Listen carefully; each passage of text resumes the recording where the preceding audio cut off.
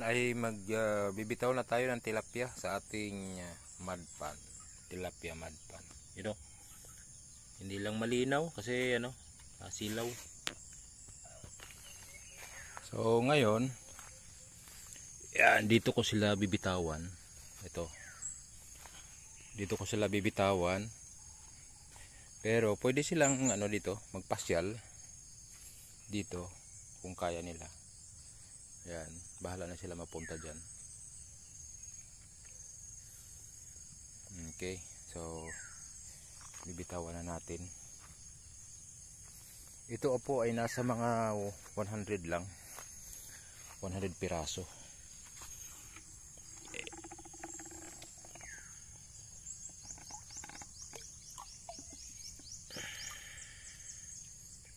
Yan, sige.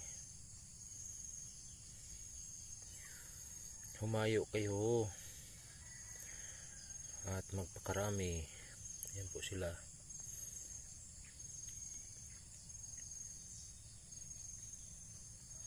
Yun. Yun. Wow, malaya na sila. Oh. Oo. Yun. Wala na.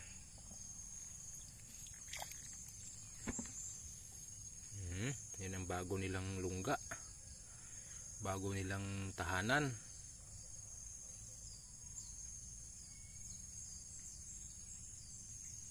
Yun, sama-sama sila oh.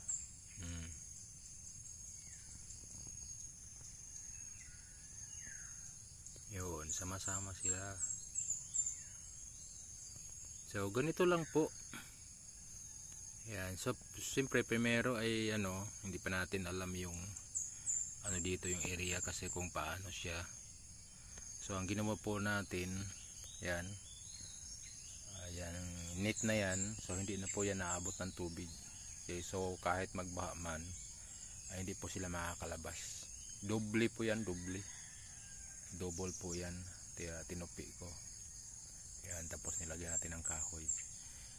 Dito kasi wala itong current dito. Walang current ito. Pag lumaki lang ang tubig dito, ito po ay pumapasok lang dyan, kasi creek yan diyan sa likod. Pumapasok lang ang tubig dito. So wala itong walang current. So hindi po malakas ang agos dito. Mayroon lang yung sahod, galing dito naman, sahod lang yan siya. Pero wala talagang malakas na agos. So hopefully ay dumami sila. Kung nakita ko kagabi, mayroong dito, mayroong maliit na hito. So sana ay hindi ma-disturbo. Hindi makaka-disturbo sa kanya. Yan, sama-sama sila oh.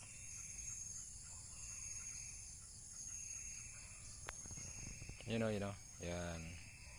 Sama-sama sila.